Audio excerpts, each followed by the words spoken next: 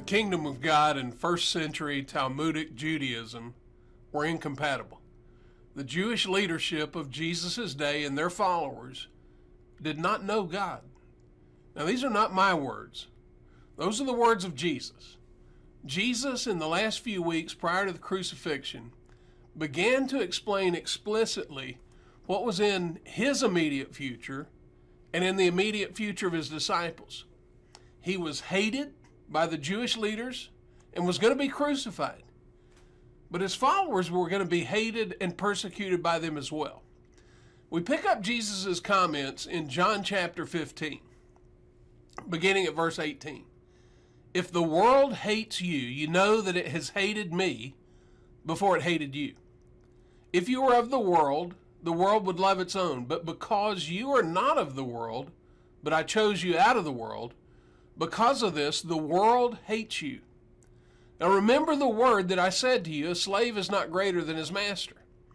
If they persecuted me, they will also persecute you. If they kept my word, they will keep yours also. But all these things they will do to you for my name's sake, because they do not know the one who sent me. If I'd not come and spoken to them, they would not have sin, but now they have no excuse for their sin. He who hates me hates my Father also. If I'd not done among them the works which no one else did, they would not have sin, but now they have both seen and hated me and my Father as well. But they have done this to fulfill the word that's written in their law. They hated me without a cause. Now pay attention to the words of Jesus. They hated me. But more than that, they hated me without a cause. Jesus says this was to fulfill the Messianic prophecy of Psalm 35. Now again, it's critical to define the pronouns. Who is the they? Clearly, without debate, it's speaking of the first century Jewish leadership and their followers. Jesus said that if he had not come and spoken to them, they would not have sin. But now they have no excuse for their sin. Not only did he speak to them, but he performed miracles among them, the works which no one else did. He raised the dead, he opened blind eyes, the deaf were made to hear, the lame were made to walk, the lepers were cleansed. His words and his miracles, they both heard and saw. And still, Jesus' quote, now they have both seen and hated me and my Father as well. Now Jesus continues this discussion in John chapter 16. These things I have spoken to you so that you may be kept from stumbling. They will make you outcasts from the synagogue. But an hour is coming for everyone who kills you to think that he's offering service to God. These things they will do because, now look at this, they have not known the Father or me. But these things I've spoken to you, so that when their hour comes, you may remember that I told you of them. These things I did not say to you at the beginning, because I was with you. Now Jesus warns the disciples of the difficulty that lay ahead of them. These first century apostate Jews, will make you, Jesus's first century Jewish followers, outcasts from the synagogue. Intense persecution. Now, this is exactly what Jesus was describing in the Olivet Discourse. I want to take you back to Luke 21, verse 16. But you will be betrayed even by parents and brothers and relatives and friends, and they will put some of you to death, and you will be hated by all because of my name. Now, in Matthew chapter 10, Jesus makes clear that there's no such thing as a secret follower of Jesus. It was not enough just to recognize that he's the Messiah, but one must publicly identify with him no matter the cost. We pick it up in Matthew 10, beginning at verse 32. Therefore, everyone who confesses me before men, I will also confess him before my Father who's in heaven. But whoever denies me before men, I will also deny him before my Father who's in heaven. Do not think that I came to bring peace on the earth. I did not come to bring peace, but a sword. For I came to set a man against his father, and a daughter against her mother, and a daughter-in-law against her mother-in-law. And a man's enemies will be the members of his own household. He who loves father or mother more than me is not worthy of me. And he who loves son or daughter more than me is not worthy of me. And he who does not take his cross and follow after me is not worthy of me. He who has found his life will lose it. And he who has lost his life for my sake will find it. Now, folks, Jesus came to divide the righteous remnant from the apostates. Or as Jesus put it, he came to separate the sheep from the goats. And the apostate first century Jewish leadership and their followers were the goats. Now look with me in one more place where Jesus discusses this, and then we'll go back to John 16. First, in John chapter 12, we'll pick it up at verse 37. But though he had performed so many signs before them, yet they were not believing in him. This was to fulfill the word of Isaiah the prophet, which he spoke, Lord, who has believed our report, and to whom has the arm of the Lord been revealed? Now, this quote is from the Messianic prophecy of Isaiah 53. And again, it is, according to the inspired Apostle John, it is being fulfilled in that moment. Verse 39. For this reason they could not believe. For Isaiah said again in another place, he has blinded their eyes and he hardened their heart so that they would not see with their eyes and perceive with their heart and be converted, and I heal them. Now this one comes from the vision of Isaiah in Isaiah chapter 6 of the exalted Messianic king and his kingdom. And his own people would not see it and would not be converted. Now John picks it up again in verse 41.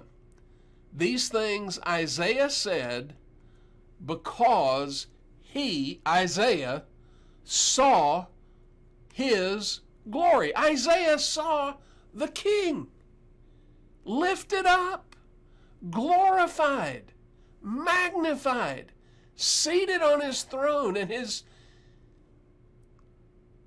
robe, the throne, the train of his robe filled the temple.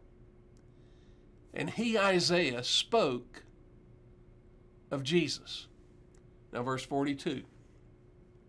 Nevertheless, many even of the rulers believed in him. But because of the Pharisees, they were not confessing him for fear that they would be put out of the synagogues, for they loved the approval of men rather than the approval of God. many of the rulers recognized Jesus was the fulfillment of the Messianic prophecies, but they were afraid of the Pharisees, and they were not confessing Jesus publicly out of fear that they'd be put out of the synagogue. Now remember, Jesus warned him, if you don't confess me before men, I'll not confess you before the Father. Remember the story of Nicodemus in John chapter 3, a ruler of the Pharisees who came to Jesus by night. Why night? So he wouldn't be seen. Now, interestingly enough, it was Nicodemus, along with Joseph of Arimathea, who came and retrieved the body of Jesus from the cross and took it to the tomb and prepared his body for burial. At the time of that moment, the scriptures say Joseph of Arimathea was a secret follower of Jesus out of fear for the Jews. Now let's go back to John 16, beginning at verse 2. They will make you outcasts from the synagogue. But an hour is coming for everyone who kills you to think that he's offering service to God. These things they will do because they have not known the Father or me. But these things I've spoken to you so that when their hour comes, you may remember that I told you of them. These things I did not say to you at the beginning because I was with you. So let's grab hold of what Jesus is saying to his first century Jewish disciples. You're going to be outcast from the synagogue. And there will come a time when everyone who kills you will think they're offering a service to God. These things they will do because they have not known the Father or me. The religion of the first century Pharisees was Talmudism or Talmudic Judaism. They did not know the Father, and they did not represent God. Jesus then explains to his disciples, who were all Jewish, by the way, I've spoken these things to you so that when their hour comes, you may remember that I told you of them. Their hour was going to be the day of judgment, the day of the destruction of their holy city and their holy temple. Why? Because the Judaistic system was in opposition to the Messianic Kingdom. Their day, their hour came, just as Jesus said it would. The appearance of John the Baptist and Jesus on the scene was the beginning of their end. Now, why is this important for us to understand? I mean, I've spent the last almost 3 months now as we've gone through these scriptures. Why is it important? Because these scriptures are twisted by the promoters of a futurist eschatology to say that it speaks of something yet in our future. Jesus promised that it was going to happen in that generation, that there were some standing in his presence, hearing his voice, that would not taste death until, as Matthew said, they see the Son of Man coming in his kingdom, or as Mark recorded it, will not taste death until they see the kingdom of God after it has come with power. Now, I'll reiterate our interpretive options for this passage. Number one, either Jesus was mistaken or he intentionally lied to the disciples. And I've heard preachers say both. Number two, some of these disciples are still alive somewhere on the planet.